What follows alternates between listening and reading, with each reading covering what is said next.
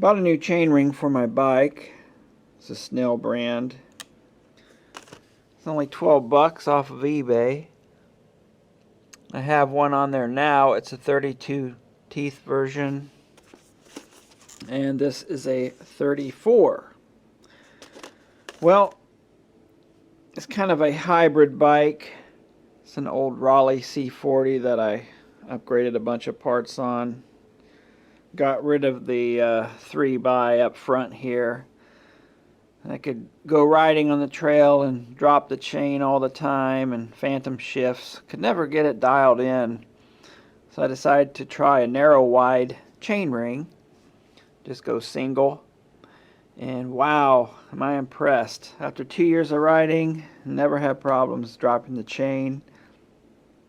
The only issue is I like to ride on paved paths sometimes, and the 32 tooth chain ring, my cadence is a bit too high, so I figured I'll bump it up just a little bit to a 34.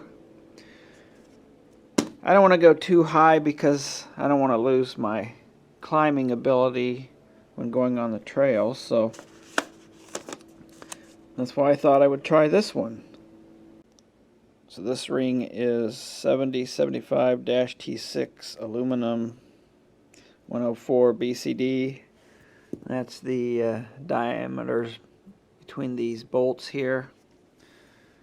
So, doesn't look like it's going to fit on there. I have to pull the crank or the pedal. See what I have to do here? Pop this guy on there. Looks like I will need to pull the crank. You can buy one of these tools for probably around 10 or 12 bucks. And I made a video of how you use it, so I'm not going to get into that here. But yeah, I'll have to pull the crank to put the new chainring on. Works like a charm. Now I'll need to install the new crank on the inside. You can see here you can install it on the outside or the inside of this particular crank design. So I'll install the new ring to the inside. That way the chain lines up better with the gears on the back here. Go ahead and fit this while the crank is off the bike.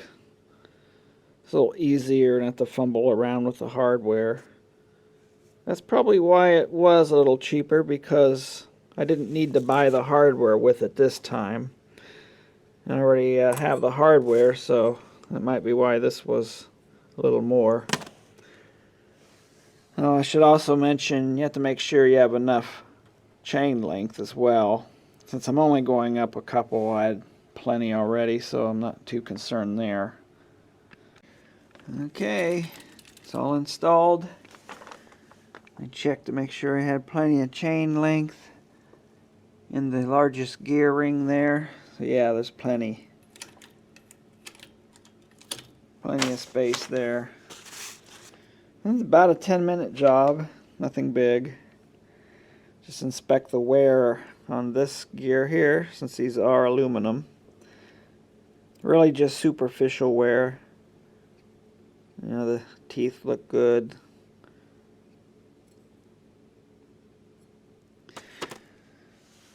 Well, get a warm day here and take the bike out and see how it runs.